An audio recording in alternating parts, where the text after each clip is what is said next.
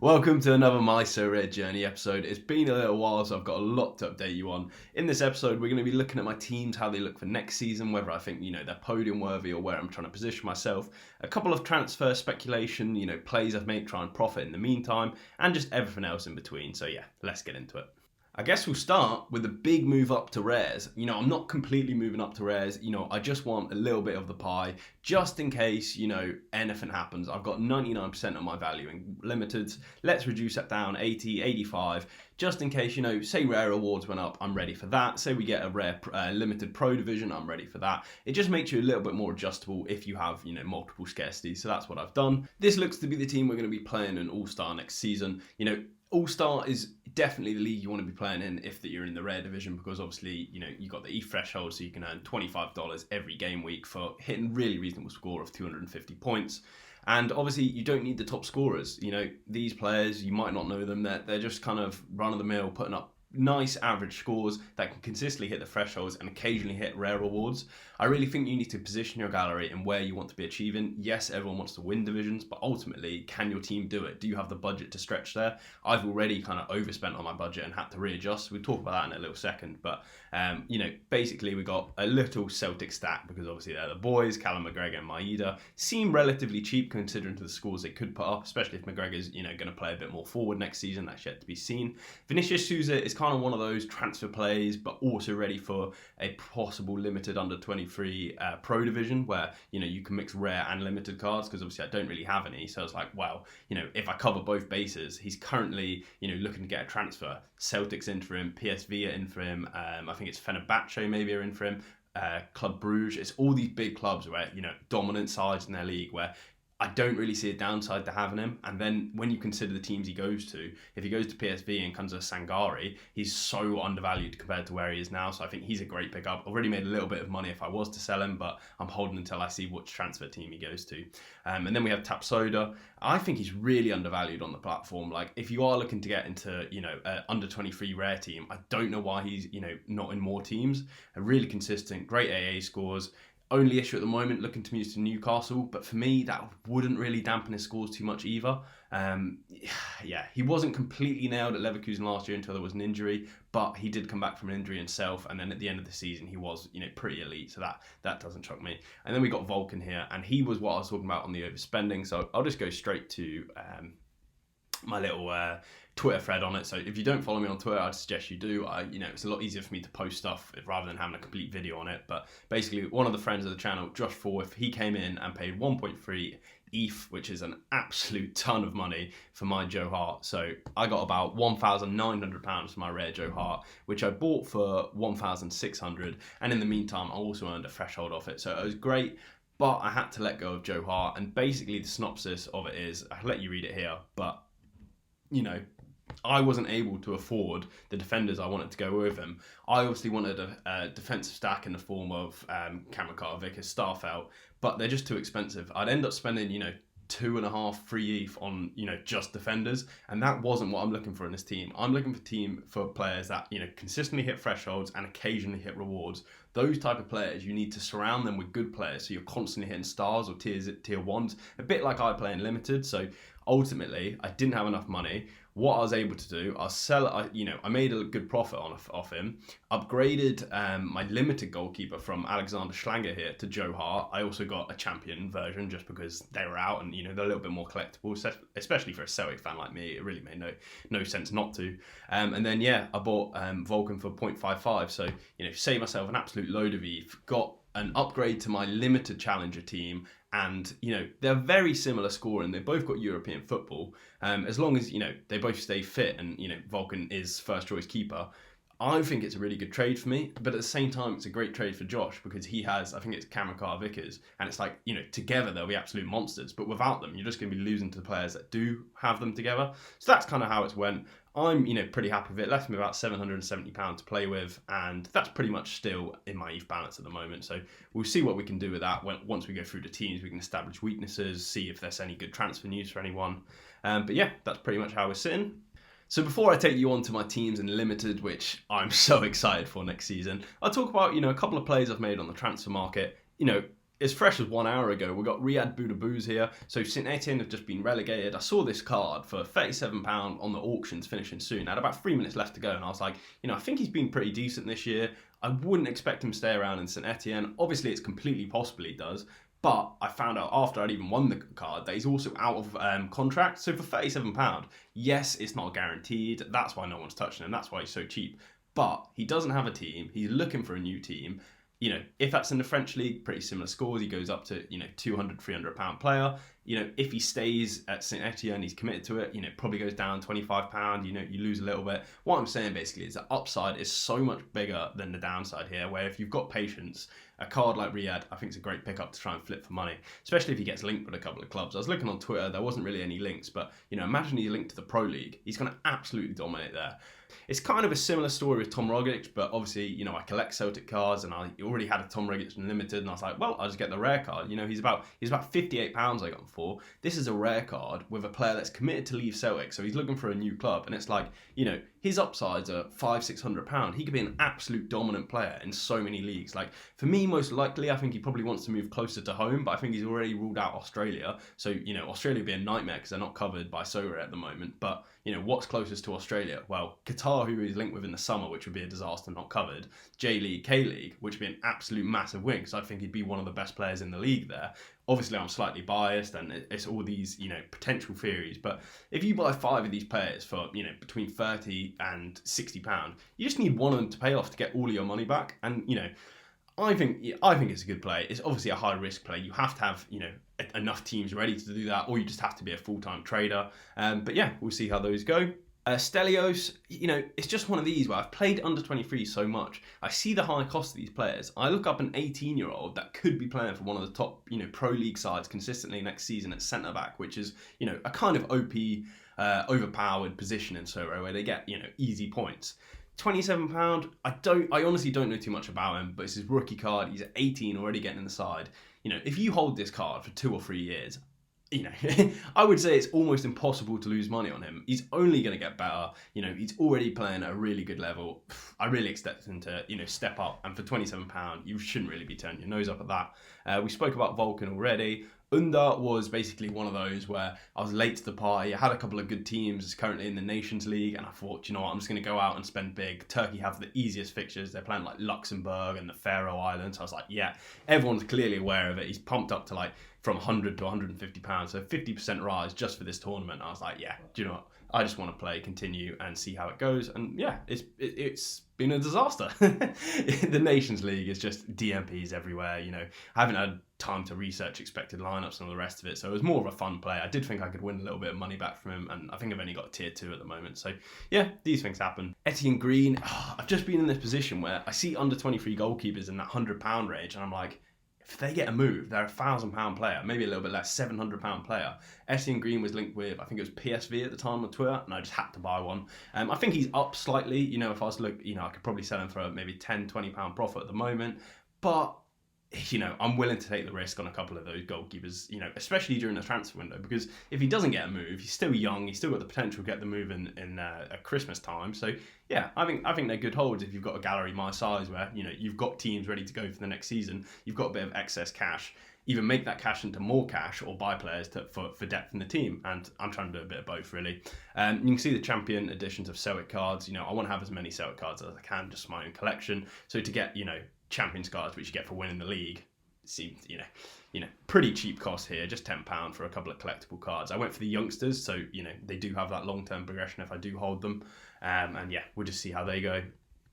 Joel's reward, we talked about Vinicius with, all of the links, all the teams he'd linked with just have, really dominant sides. I haven't really seen him linked with any champion sides that would, kill his scores. So I think his scores are a bit suppressed already. So, a tip that, if it goes wrong, it's on you. Like, I'm quite happy holding him. Luka Jovic was basically the cheap option who had reasonable fixtures for Serbia, but like I said, I didn't have time to check lineups. Mitrovic was starting the first game, so I thought I'd just hold on to him. He's at Real Madrid. He's definitely not getting any game time. He is a good player. He's young. I think he can make a move. He was linked with a couple of clubs, so we'll see how that goes. Lucario here, he's just pick up for a bit of fun. Bain and Kamala. Kamala's actually ex-Celtic, so it's just to complete the Celtic collection. But I do think he's actually a good player, and I thought for £61, he's got a couple of months left in the under-23s. He could really help me. And yeah, that's how it's gone. Continuing picking up Celtic cards. I didn't tip David Turnbull. I managed to convince myself that I thought David Turnbull could be one of the best under-23 players on the platform next season. He's already priced to be there or thereabouts, but it's really uncertain of whether who's going to get the kind of... There's basically two positions left in defence because Callum McGregor's locked in. He's captain. He's unbelievable.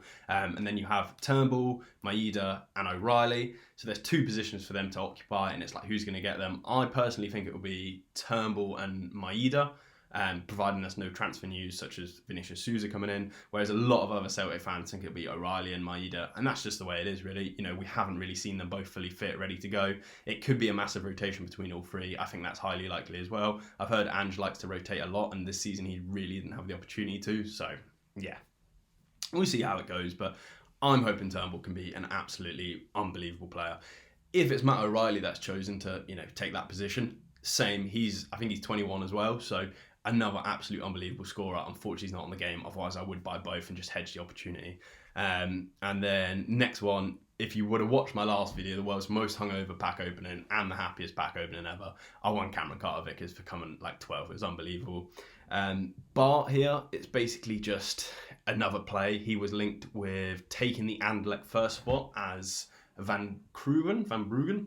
Sorry about the pronunciation. He was linked to go to PSV as well. Everyone's linked to go for PSV for that goalkeeper spot. It's looking less and less likely now. So I did list him. And then I thought, if he's already been tipped to start at the age of 18, 19 years old for, a Pro League club, could get a loan out, could get all the rest of it, can hold him for a year or two, and he'll be worth, a lot more than he is now.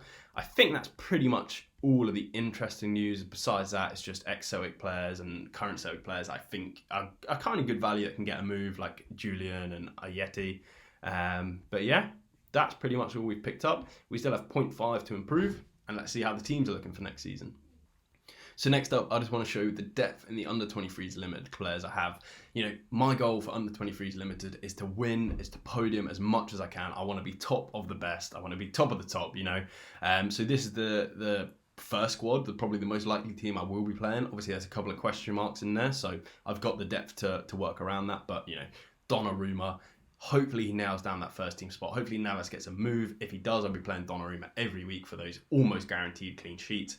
I do think he puts good score up when I've watched him. But, it's hard to tell when he was only playing, every other game. Upamecano would be an absolute monster. It looks like he's going to start for Bayern. Closer to the time, I'll get, more in-depth research on it. But just, the way he plays is just so friendly to the Matrix on Sorare that he's just an absolute monster. Like, probably the best defender in the under-23s division. And the fact he can move to champion as well, can't wait for it. Orlean Tchouameni, a massive question mark. Just got his favourable move to Real Madrid. He absolutely loves it by the sound of it. I was hoping he goes to PSG, but, Real Madrid isn't a bad move either. If you know the rest of my club, it's pretty Real Madrid based at the same time. So, interested to see if he does slot in there. Hopefully he can take over Casemiro's spot. Is a 4-time Champions League winner going to, drop out for a 21-year-old instantly? Probably not. So yeah, we do have then David Turnbull, whether he spoke about, a bit of a question mark whether he's there or not. Jota, if he stays at Celtic, he will be unbelievable next season, we hope. He was great this season. He would be, captain till we die. But yeah, he hasn't signed the contract yet. But, the rumours are he's going to be signing it. He's on holiday in his Celtic top. What does that tell you? If those players weren't good enough, we've got Diogo Costa in goal, looking like he's going to stay at Porto, but does have those other links. Jules Koundé looks like he moved to a Chelsea. If he does move to Chelsea, I think that puts his scores right up. I think Chelsea's a team that sits quite high up, so he gets those, those AA points for final third passes. I think it could be absolutely monstrous. Again, question mark, does he move? I really think he will. Omar Solly is an interesting one. End of the season, he just went on a monster run. I think his last 5 is like 85, like that good, like the best player on the game, basically. I don't know if he can keep it up. I am debating selling him because, if he does get a move, his scores are going to halve. It'll be an absolute disaster. The only positives why he might not, a lot of the Salzburg team have already left. They're going to have to hold on to, a couple of players, surely. Jude Bellingham, I think with time, his scores will get better and better. I'm not certain he's at the stage in his career now, especially on Sorare, where he can put up massive scores. we'll see whether, he does or not at the end. And then Vinicius, of course, we love Vinicius Junior. Is he going to play here? Champion Europe, probably under 23s. Very fixture dependent at the same time. If Real Madrid have an easy fixture where he's going to be taking on players, getting scores, getting assists, getting goals, he's guaranteed to be there. Might even be captain right next to Jota. Really love Vinicius. He made Sorare for me last season, as well as a few other cards.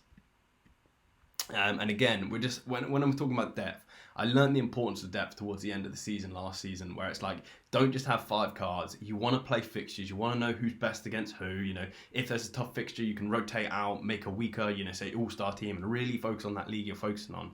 As I said, I'm focusing on under 23, so I've got the most under 23s players.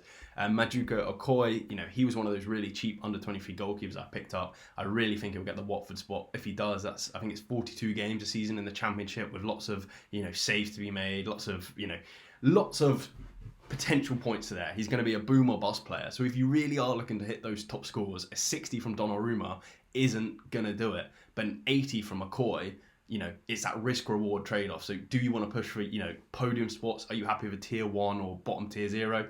I'll have to decide at the time. It changes week to week depending on your fixture favourability and all the rest of it. Pablo Ruiz, obviously from the MLS, but he's been an absolute monster, putting up nice scores. Szymanski looks like he's almost guaranteed to move from Dynamo Moscow, I think that is. But we don't really know where he's going to go. Sekou Koit is just back from a long-term injury. He looks really solid if he starts. The way Salzburg are going, I think he's almost guaranteed to start. But hard to say. The guy's been out for a year. We've only seen him play for like 12 minutes. Don't get carried away with him, basically. And unbelievably, I think I actually have another team. And it's not, some people watching at home probably would absolutely die to have this team in their under 23s team. But it's the 4th choice of players at the moment. So that shows the depth I'm going in with next season. And I still, that midfield spot, it's not great. I still think my under 23 midfielder, with Turnbull and Shamani being, question marks, I think I need a guaranteed starter. Someone like Joey Veerman, but he's so expensive. Someone like Jedson Fernandez could be good. But everyone's panicking into these cards because it's not a guaranteed, like, under 23 Ajax player in midfield or under 23 PSV player in midfield. So, I don't want to go too early. There might be better opportunities down the line. Who's going to replace Koku, for example? Where does Vinicius Souza move? All of these questions. But basically, Tani in goal, monster player when he's up for it. Hakimi, he's a boom or bust player. That wing back tax, gets an assist, brilliant. He could get 2 free, could be on for your hundreds. If he's losing possession all the time, he's dropping down to 20, 25. He's killing lineups. Brandon Aronson, I thought he was massive, great value. And then he moved to Leeds and I was like, oh, maybe not so much. But, for the value of his cards, let's see how he does in the Premier League. We don't know how Leeds are going to play next season. They were really attacking under Bielsa. I think the new manager probably not so much. But, it's a new player in a new league. Sometimes they hit the ground running. If they are in the Premier League, regardless of their points, they're going to get, more eyes on them. Leeds are a massive club. Anyone coming onto the platform now as a Leeds fan will probably want in, Aronson and Rasmus Christensen, who they both signed. So, not one to sell for me. Quinton Merlin, he is kind of out of position. I think he's actually a left-back playing as a forward, but his forward points are actually better than his left-back points if you were to compare on Sorare Dea. So really happy to keep him. And Donyell Marlon, massive question mark for me. I really don't know enough about him. Obviously last season, absolute monster, challenger monster, or probably 2 seasons ago. Last season, injuries was pretty awful. Now Dortmund have signed an absolute load of players. I don't really know where it leaves him. If you do know, let me know in the comments what you think of Donyell Marlon for next season. That's pretty much it. So let me know what you think of my under 23s teams. You can probably tell I'm quite excited. I really want to, I want to get my first win, basically, especially in U23. It would absolutely be massive. So let's hope we can do that. So this is how the Champion Europe side is looking. It's going to flick between 2 potential teams. So the first one you see here and the second one here.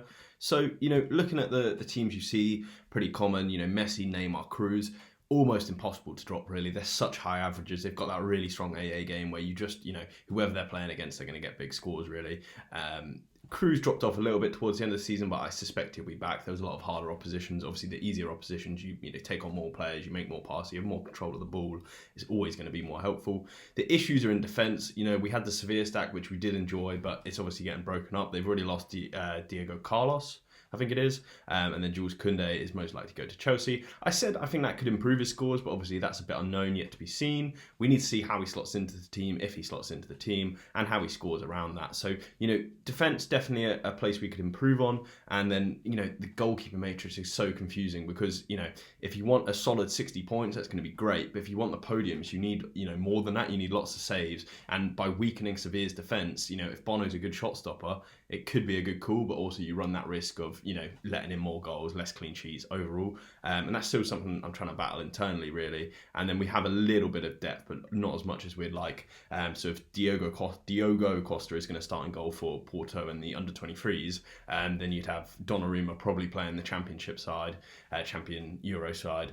If he's playing there, you could bring in Upamecano because we've got so many options in under 23. But, it's going to change all the time. Who's got the most favourable fixtures, all the rest of it. Pellegrini, unlikely to get a look in because you'd need to drop, Neymar or Cruz. But, yeah, potentially he's a very good scorer. Nice to have him there. And alternatively, he can go into those, mixed specialists and underdog tournaments if he gets a chance to do that. And Vinicius Jr., unlikely to play because, again, you need to drop, Messi or Neymar. So, unlikely, but, yeah, I think we've got a really strong squad there. It's kind of the opposite of what we have in under 23 where we have loads of depth, whereas here we just have like star players and see how they perform. From my experience last year, my depth worked a lot better. So we could look to switch that up, but, we have such high XP on a lot of these players. I mean, look at Messi. He's got a 12%, plus the 20% captain bonus. Yeah, very hard to get rid of. Obviously, the new season cards will come out. We'll take away 5% of that, but we don't know when they'll come out. In terms of Challenger, we have almost no depth. Obviously, all of the under-23 players that don't get in the under-23 team could slot in here, but realistically, I want to just run a Celtic stack. So yet to be seen how much we're going to rotate as a team or, how good each player is going to be. But, this is how I kind of plan to play it with the over 23s having the majority of it. And then I've also added in a Salzburg top scorer. Woba is one of the best scorers for Salzburg. He's just extended his contract, so he's definitely staying there. And it's like, instead of playing against all the Celtic stacks, I'm going to try and be a bit creative and beat them because, full stacking, it's very easy. It's very fun. It's probably not optimal, but it is, annoying at the same time. So somewhere in the middle, maybe we'll just, roll with the punches here. So that is how the teams are looking for next season. I will say these teams do come with a bit of pain. Obviously to fund a lot of these ventures, specifically the rare cards, we did have to get rid of some really top scorers. Someone like Enzo Fernandez here. He won so many rewards for the club. Let's see if we can take a look at just how many rewards he's actually won for us. SO5 rewards. So yeah, up to here. From Carter Vickers and below, these are all the rewards he's won for us. So it's about 1.2 ETH, which is just absolutely ridiculous. We didn't even have him for that long.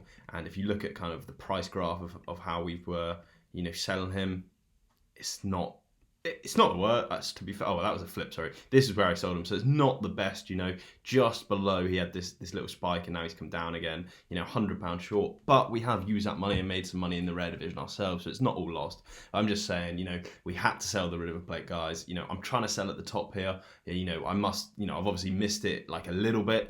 From here, I don't really see too much more upside unless, Enzo moves to Benfica like he's linked with and performs to the same level. But, it's a good time to get out of the American cards. Obviously, it hurts because my River Plate boys were being really consistent and big scorers.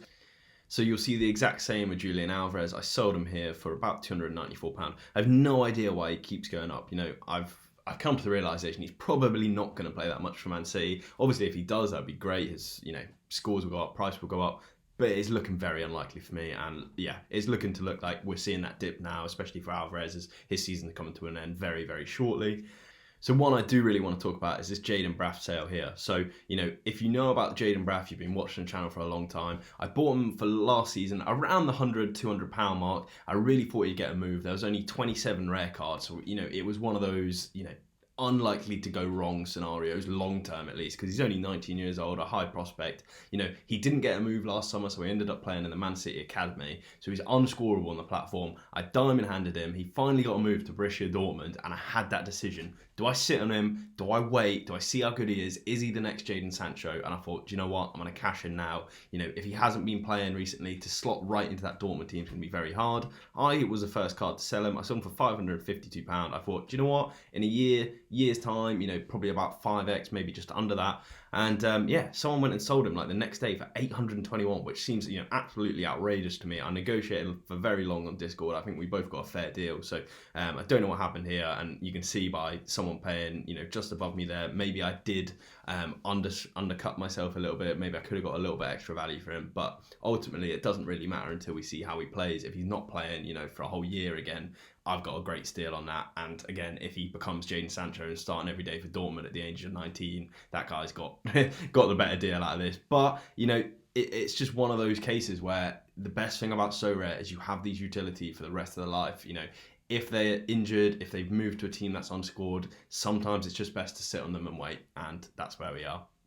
So we sold a lot of players to get the money, and we still have a little bit left. We have about 0.555 ETH, £680. So yeah, we'll see what to do with that as the coming weeks, as transfer develops, and we have a more certain view of how the teams are going to look. One thing I did want to touch on is this really cool aspect on Sorare data that I've been using recently. So you can basically put in your predicted lineups, and it shows you historically through lots of different game weeks here how they would have scored. So obviously in the under 23 limited division, which this is, these are where we'd simulated have finishes from last year. So it's like, we can see we're consistently in the high scores. We're in tier 1s, tier 0 land here. So it's like, if your team performs at that kind of level, where you're looking for. And again here, you can see it with the rare team. It's exactly what I'm looking for. I'm not consistently looking to be in the rewards. Sometimes we drop out here. But we're touching in that tier 1 on like the really, really good weeks. And on the bad weeks, we're still hitting enough scores to get over the 250 points required. It's exactly positioning where you need to be. I think this tool is going to be really helpful looking forward. And yeah, just thought I'd share it with you guys if you didn't know about it. So that is it. I'm really looking forward to the start of the European seasons, as I'm sure you can expect. Let's hope we can get an under 23 podium. Let's hope we can get a Champion Europe podium, and one of them to actually win the divisions. So that is how my gallery is looking. I am so excited for the start of the European seasons again. It should be really good. I'm in a really good position with strong XP on my cards. I've got lots of depth in my team now. Teams I like, Celtic being onboarded is a big boost for me. In terms of videos, I'm going to be putting a lot more out. So if you did enjoy this, if you're looking forward to more, please like, please subscribe. And yeah, all the best to you. Cheers.